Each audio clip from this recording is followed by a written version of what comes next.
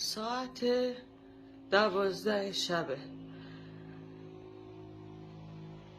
29 اسفنده. اینجا خونه من و دخترم سوفیاست که پدرش دزدیدتش. ببینین مادرها، ببینین برای بچم سفره 7 سین چیدم، کلی براش خرید کردم.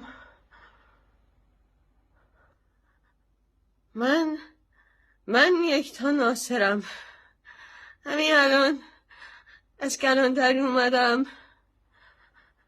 2 ساله که جدا شدم. 10 سال کتک خوردم، حرف نزدم، گفتم قانون. الان تعطیلیه، به من میگن بچه تو برده، صبر کن. مادرها همه به من قول دادن، میگن پدرش ولایت داره. من یه مادرم، بچه‌مو بردن. 1000 تا قوت و قاری بهم دادن، حرف نزدم. به خاطر بچه‌م گفتم آبروش نره، به خاطر اینکه بلد نبودم. به من میگم برو شکایت کن، وایسا دادگاه باز شه.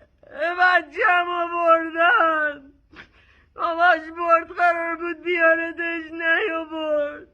هیچ جا نیست.